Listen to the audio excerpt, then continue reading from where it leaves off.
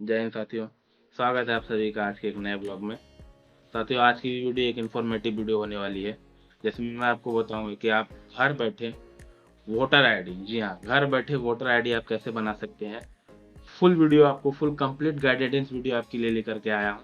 Step by step क्या क्या documents लगेंगे, क्या क्या स्टेप्स है, कैसे कैसे फॉलो करना है, क्या क्या भरना है या क्या नहीं भरना है, क्या चीज़ें लगेंगी, सारी चीज़ें A to Z। वीडियो थोड़ा सा लंबा होने वाला है, इसलिए थोड़ा माफ़ी चाहूँगा। पूरा वीडियो देखिए, आप पूरा प्रोसेस में बताऊँगा। इसके बाद आपको किसी तरह की कोई दिक्कत नहीं आएगी। अगर वोटर आईडी आप कहीं से भी, इंडिया के किसी कोने से भी आप घर बैठे ऑनलाइन अप्लाई इस चीज़ को कर सकते हैं। चलिए वीडियो की शुरुआत करते हैं। हमें इस वेबसाइट पे आना है नए वोटर आईडी बनाने के लिए, ठीक है। तो वेबसाइट आपको दिख रही है। उसके बाद हमको न्यू रजिस्ट्रेशन फॉर जनरल इलेक्ट्रोस, इस वाले ऑप्शन पे आना है, फॉर्म 6 पे। फिर यहाँ पे दो ऑप्शन आते हैं, एक है इंडियंस के लिए और दूसरा है इंडियन ओवरसीज़ के लिए। तो हमको इंडियन ओवरसीज से तो कोई लेना देना नहीं है, हमको इंडियन रेसिडेंट्स के लिए ही चाहिए। यहाँ पे पहले आपको साइनअप करना पड़ेगा, अपना फ़ोन नंबर डालना पड़ेगा, एक पासवर्ड जनरेट करना पड़ेगा। उसके बाद फ़ोन पे एक OTP आएगा। फिर उसके बाद वहाँ पे कैप्चा कोड भर के अपना ID और पासवर्ड जनरेट कर लीजिएगा। तो मैंने पहले से करके रखा था। आप चाहे तो ऊपर में जो साइनअप ऑप्शन दिख रहा है, यहाँ से आप अपना ID बना सकते हैं। तो मैंने पहले से बना के रखा था, तो चलिए सीधा लॉगिन करते हैं। अब यहाँ पे नीचे जो कैप्चा कोड दिया हुआ है इसको हम भरेंगे। कैप्चा कोड भरते हैं, उसके बाद एक देखिए नीचे रिक्वेस्ट OTP लिखा हुआ है, इस पर क्लिक करेंगे तो OTP आएगा। अभी हम इसको भर रहे हैं। रिक्वेस्ट OTP किया,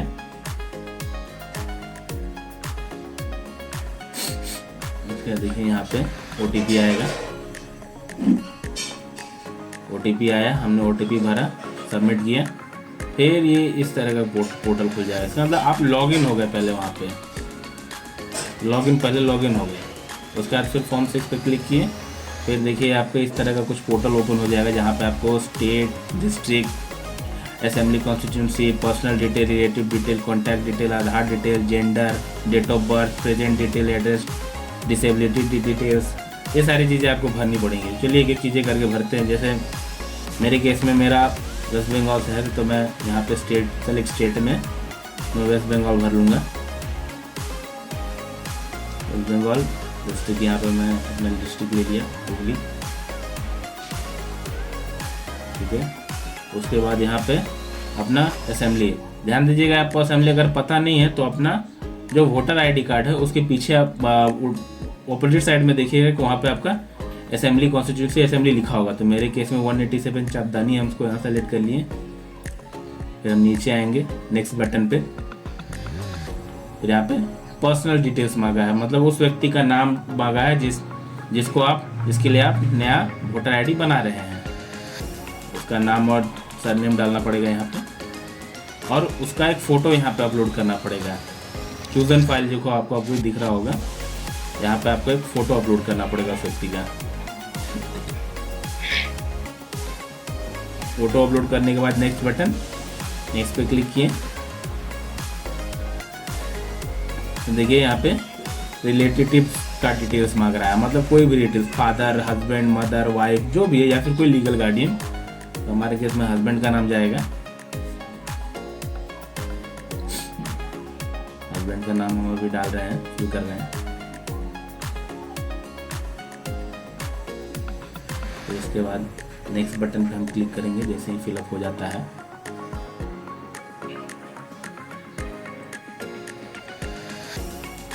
ये फिल हो गया। अब नेक्स्ट पे क्लिक करते हैं। नेक्स्ट पे क्लिक करते हैं, देखिए कॉन्टैक्ट डिटेल्स मांगा है, मोबाइल नंबर, सेल्फ चाहे रिलेटिव कोई भी आप दे सकते हैं। या देखिए जो मोबाइल नंबर दीजिएगा उस पर OTP आएगा, तो मोबाइल नंबर पास में होना ज़रूरी है। जैसे आप मोबाइल नंबर डालेंगे, देखिए सेंड OTP, फिर उसको फिर वेरीफाई करना पड़ेगा। ईमेल ID यहाँ पे जो नीचे अगर मांगा है साथियों, वो ऑप्शनल है, उसको अगर आप देना चाहे तो ठीक है, नहीं देना चाहे तो कोई बात नहीं है। हमारे केस में भाई कस्टमर ने बोला कि भरने के लिए, तो हम भर रहे हैं। फिर यहाँ नेक्स्ट पे जाएंगे। जैसे जैसे आप भरते जाएंगे, देखिए वहाँ पे ब्लू कलर का टिक होता जाएगा, मतलब कि ये क्राइटेरिया आपका फिल हो चुका है। देखिएगा ब्लू टिक होते जा रहा है।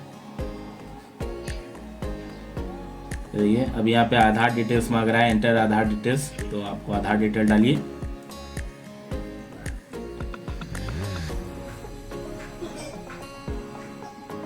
आधार डिटेल भर दिए, उसके बाद नेक्स्ट, फिर जेंडर, मेल या फीमेल या ट्रांसजेंडर, थर्ड जेंडर जो भी है, हमारे केस में फीमेल है, फीमेल। फिर नेक्स्ट, फिर यहाँ पे अभी आगे गए डेट ऑफ बर्थ डिटेल्स में, तो यहाँ पे डेट ऑफ बर्थ पूछा है और उसी से संबंधित आपको डॉक्यूमेंट अपलोड करने पड़ेंगे। देखिए यहाँ पे सेलेक्ट डॉक्यूमेंट का ऑप्शन भी दे रखा है।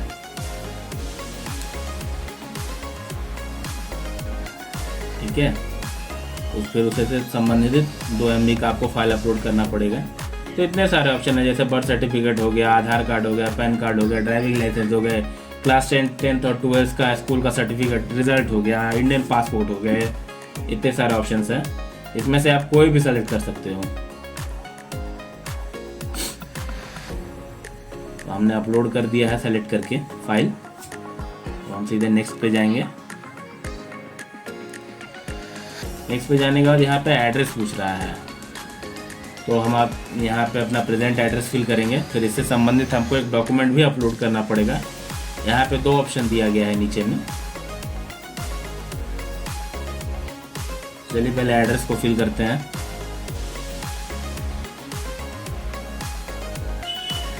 ये हम धीरे धीरे एड्रेस को फिल कर रहे हैं, एक एक पार्ट करके।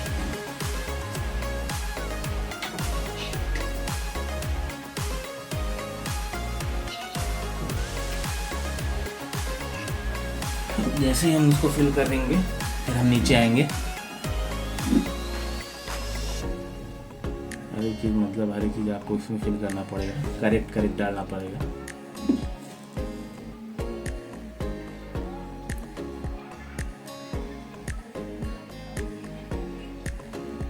इस पार्ट को भर रहे हैं धीरे धीरे।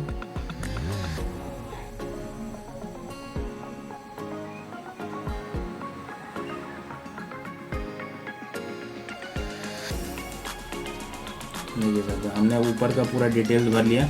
नीचे देखिए यहाँ पे मांग रहा है document for proof of residence या फिर any other document of residence.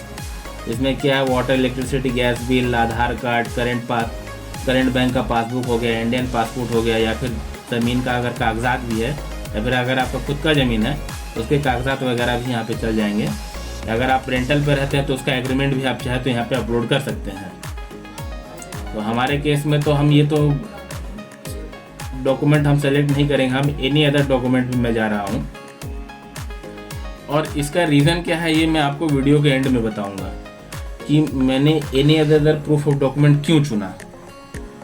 देखिए हमारे केस में एनी अदर डॉक्यूमेंट जा रहा है, इसका भी मैं रीज़न आपको वीडियो के एंड में ज़रूर बताऊँगा कि अगर आप इनमें से कोई नहीं है तो एनी अदर में भी आप डॉक्यूमेंट चूज़ करके उसमें कौन सा डॉक्यूमेंट आप अपलोड कर सकते हो।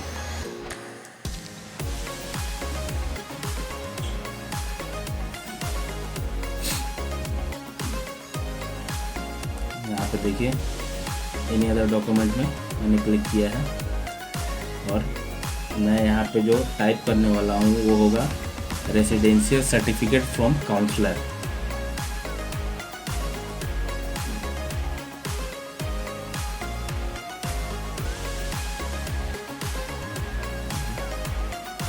इसके बाद इससे संबंधित फाइल को भी अपलोड करना पड़ेगा।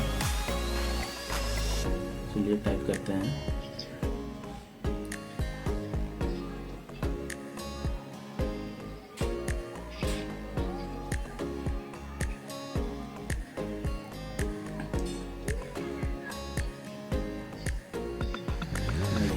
मैंने टाइप किया रेसिडेंशियल सर्टिफिकेट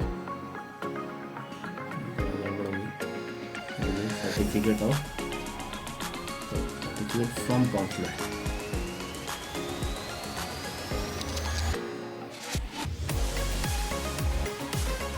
ये मैंने क्यों डाला है मैं वीडियो के अंत में ज़रूर बताऊंगा आप लोगों के लिए। तो उसका उससे संबंधित फाइल मैंने अपलोड किया।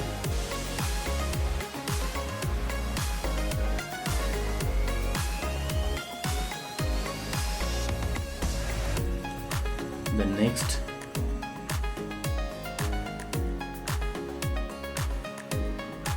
नेक्स्ट पे आ जाए। नेक्स्ट पे आते ही डिसेबल ऑफ कैटेगरी मांग रहा है, मतलब विकलांग अगर आप हैं तो किसकी कैटेगरी दे दीजिए, उसका परसेंटेज, और उससे संबंधित अगर कोई सर्टिफिकेट है तो आप अटैच कर सकते हैं। तो हमारे केस में ऐसा कुछ नहीं है, तो हम सीधा नो करके आगे बढ़ जाएंगे।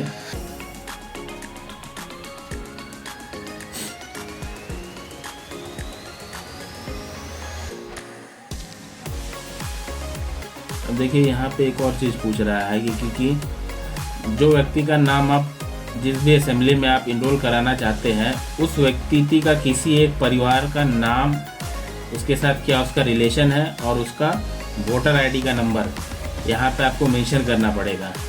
ये काफ़ी महत्वपूर्ण स्टेप है साथियों, इसको आपको 100% ये आपको फिल करना ही पड़ेगा, ये स्किप नहीं किया जा सकता है। ध्यान रखिएगा, मैं फिर से रिपीट कर रहा हूँ, इसमें उस व्यक्ति का नाम देना पड़ेगा जो व्यक्ति पहले से उस असेंबली में, जो हमने अभी असेंबली कॉन्स्टिट्यूंसी अपना भरा, उस असेंबली के वोटर लिस्ट में उस व्यक्ति का नाम हो, और उस व्यक्ति के साथ उसका क्या रिलेशन है, मतलब कि जो व्यक्ति नया इनरोल हो रहा है उसका डिटेल हम अभी भर रहे हैं। नाम डाला,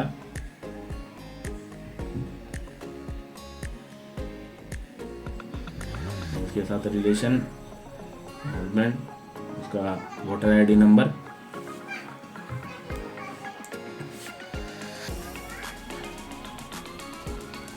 वोटर आईडी नंबर हमने डाला।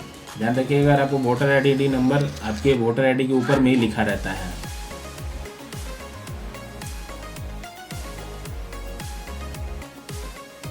नेक्स्ट, फिर ये आ गया हमारा लास्ट डिटेल्स यही है। अब इसमें पूछ रहा है भाई वही कि आप जन्म से ही इंडिया के बर्थ हैं, मतलब आपका जन्म इंडिया में हुआ है तो ही आप इस यहाँ के लिए एलिजिबल होंगे, अन्यथा अगर आपका जन्म इंडिया से बाहर हुआ है तो आप इस चीज़ के लिए एलिजिबल नहीं है। तो फिर इस चीज़ को फिर फिलअप करते हैं। जैसे बर्थ प्लेस यहाँ पे पूछा गया है, तो चलिए जो व्यक्ति है उसका बर्थ प्लेस हम भर देते हैं यहाँ पे। उनका गांव हमने डाल दें, उनका स्टेट डालेंगे, उनका डिस्ट्रिक्ट डालेंगे।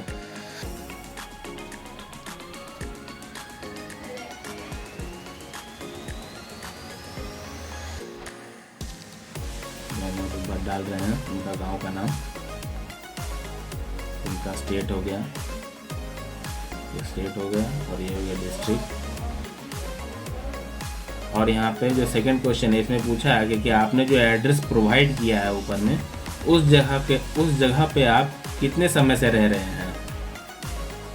यहाँ पे आपको मंथ एंड ईयर खाली देना है। ध्यान रखिएगा, जिस जगह जो एड्रेस आपने ऊपर मेंशन किया है एड्रेस डिटेल में, उस जगह पे आप कितने समय से रह रहे हैं, कितने महीने और सालों से रह रहे हैं, यही चीज़ आपको यहाँ फिल करनी है।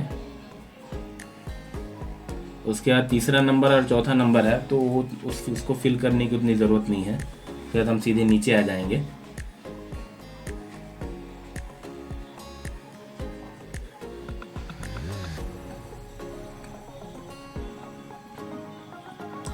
तो हम सीधा यहाँ 5वें नंबर पे आ जाएंगे सवाल पे। सीधा जिसमें प्लेस है, तो जिस जगह से इसको अप्लाई किया जा रहा है उस जगह का नाम यहाँ पे देना पड़ेगा।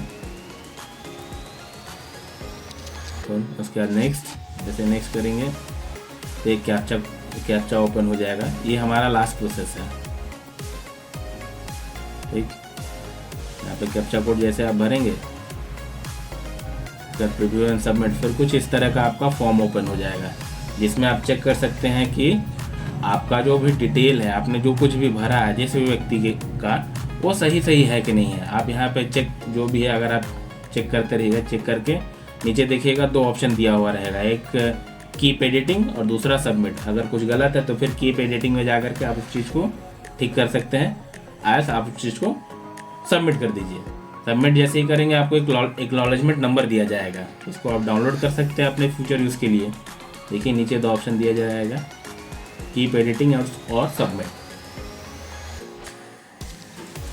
देखिए आ गया ना, कीप एडिटिंग और सबमिट।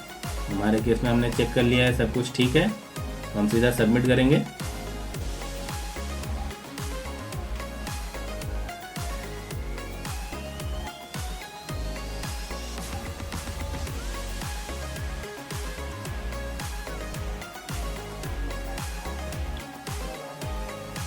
हम सीधा सबमिट करेंगे इसको।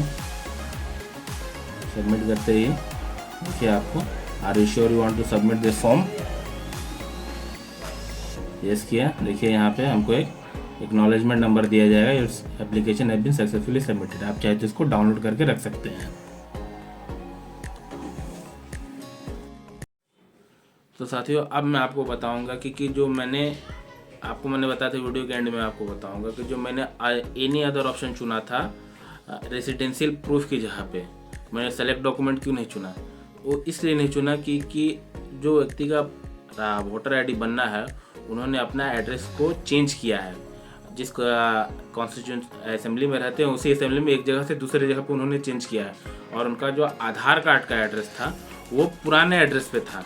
तो उन्होंने अभी अपना नया घर बनाया, उन्होंने अपने नए घर पे शिफ्ट हुए हैं। तो इससे संबंधित कोई डॉक्यूमेंट अगर आपके पास है तो उस चीज़ को आप उस जगह पे अपलोड कर सकते हैं। नहीं तो अगर आपको चाहे तो आप पुराने एड्रेस पे ही आपको बना सकते हैं। लेकिन ये पे एक दिक्कत ये है कि आपका जो वोटर आईडी बन के आएगा वो पुराने एड्रेस पे आएगा, तो फिर से आपको ये एड्रेस चेंज की प्रक्रिया में आपको जाना पड़ेगा। इसीलिए हमने पहले से ही उनको बता रखा था कि आप ये इस प्रोसेस के थ्रू जाइए। आप चाहे तो अपना रेसिडेंशियल सर्टिफिकेट, चाहे काउंसलर हो गया या फिर ब्लॉक हो गया, ग्राम पंचायत हो गया, म्यूनसिपैलिटी हो गई, वहाँ से आप बड़े इजीली रेसिडेंशियल सर्टिफिकेट बना सकते हैं करेंट एड्रेस पे। इसके लिए खाली आपको एक वोटर आईडी लगता है, सॉरी वोटर आईडी बोल रहे हैं, इसके लिए सिर्फ एक फ़ोटोग्राफ लगती है। फ़ोटोग्राफ लेकर के आप अपने नज़दीकी कोई भी नेता हो गया, चाहे ग्राम प्रधान हो गया, ग्राम पंचायत काउंसलर, उसके पास ले जाकर के बोल दीजिएगा कि हमको एक रेसिडेंशियल बनाना है, वो आपको एक रेसिडेंशियल बना के दे देगा। तो इसीलिए ही मैंने वहाँ पे एनी अदर ऑप्शन को सेलेक्ट किया, और कोई रीज़न नहीं था। अगर आप जिस जगह पर हैं उस जगह पे एड्रेस पे कोई दिक्कत नहीं है तो वहाँ पे सेलेक्ट डॉक्यूमेंट इस्तेमाल कीजिए। आधार कार्ड सबसे बेस्ट ऑप्शन रहेगा, आधार कार्ड को यूज़ कीजिए, आपका कोई दिक्कत नहीं आने वाला है। तो बस इतना ही था। तो साथियों तो इसी वीडियो में ये आज के लिए बस वीडियो को समाप्त करते हैं। आशा करता हूँ कि ये इन्फॉर्मेटिव वीडियो आपको बहुत अच्छी लगी होगी। ऐसी और वीडियो देखने के लिए चैनल पे बने रहें। जय हिंद, वंदे मातरम।